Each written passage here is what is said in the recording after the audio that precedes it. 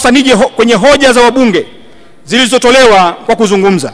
Mheshimiwa Spika, katika mjadala wa hoja za bajeti, Mheshimiwa Mrisho Gambo, mbunge wa Arusha mjini, aliwasilisha tuhuma nzito kuhusu miradi miwili mikubwa inayotekelezwa na halmashauri ya jiji la Arusha, yaani ujenzi wa jengo la utawala la halmashauri na ujenzi wa soko la Semunge.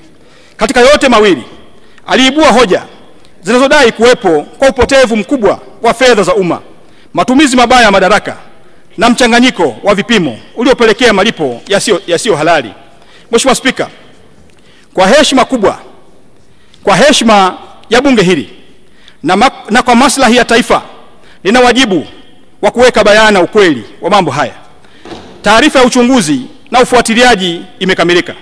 Kwa kibali chako, Mheshimiwa Spika, tutakuwa tayari kuiwasilisha mbele ya bunge lako hili tukufu kwa namna utakavyoona inafaa. Lakini kwa unyenyekevu mkubwa, niruhusu niseme maneno ya mwisho kabisa. Mheshimiwa Spika, TAMISEMI ni wananchi na TAMISEMI ni serikali hasa. TAMISEMI ni serikali hasa. Niwathibitishie Watanzania, hakuna senti ya Watanzania iliyopotea katika miradi yote hii miwili.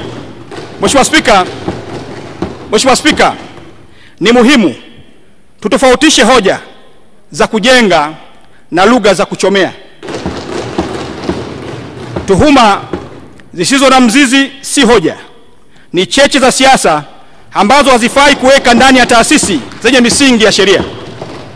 Miradi ya maendeleo haijengwi kwa maneno, bali kwa mchakato. Tuhoji kwa hoja na tusihukumu kwa jazba. Mheshimiwa Spika, TAMISEMI itaendelea kulinda uwazi, kuchukua hatua za uwajibikaji na kuhakikisha taasisi zake haziingii katika hofu ya sababu ya siasa za majukwaa. Kama kuna jambo la kuchunguzwa, tutalifuatilia hasa. Lakini kama ni juhudi za kuanza visasi kupitia minong'ono ya kisiasa, serikali hii haitatoa nafasi hiyo. Ujenzi, ukarabati wa matengenezo ya barabara. Mheshimiwa Spika, ninatambua uwepo wa changamoto za ujenzi, ukarabati na matengenezo ya barabara katika maeneo mbalimbali nchini.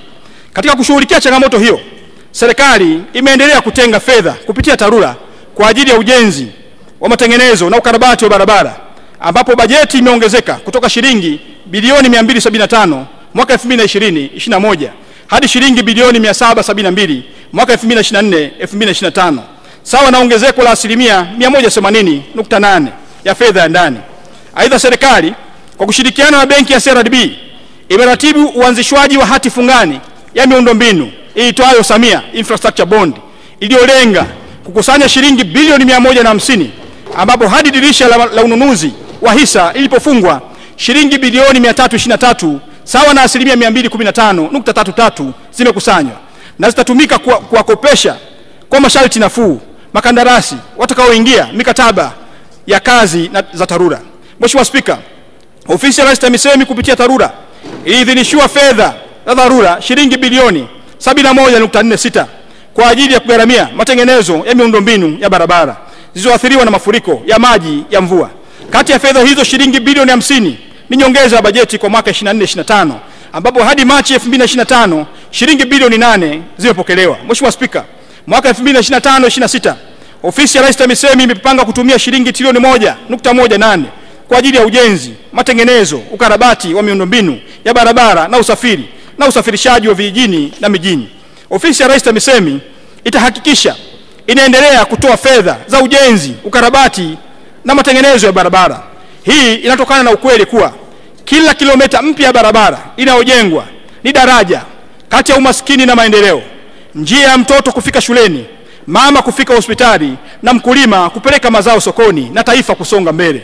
Usimamizi na uendeshaji wa elimu msingi na sekondari. Mheshimiwa Spika, ofisi ya Rais TAMISEMI inatambua umuhimu wa kuboresha mazingira ya kufundishia na kujifunzia, ambapo imeendelea kujenga na kukarabati miundombinu ya elimu pamoja na kuendeleza mazingira ya maeneo hayo. Serikali imeendelea kuwekeza katika utoaji wa elimu msingi na sekondari, ambapo mpango wa elimu msingi bila ada umeongezwa bajeti kutoka shilingi bilioni 249.66 mwaka 2020-2021 hadi shilingi bilioni 510.96 mwaka 2025-2026.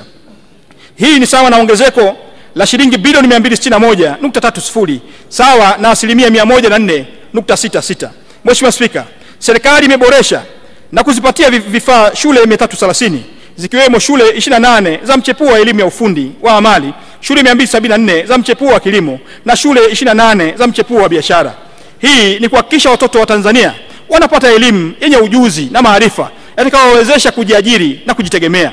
Vile vile serikali imeajiri walimu 45,808 wakiwemo walimu 477 wa elimu maalum na 127 wa lugha za alama.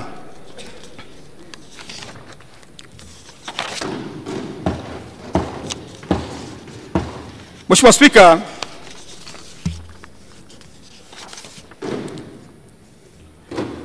ninaomba kwa nafuu ya muda, nitumie nafasi hii kulithibitishia bunge lako kuwa hoja zote zilizotolewa na waheshimiwa wabunge zimepokelewa na nimetoa maelekezo ya kuandaa mpango kazi wa utekelezaji na taarifa yake itawasilishwa kwa maandishi.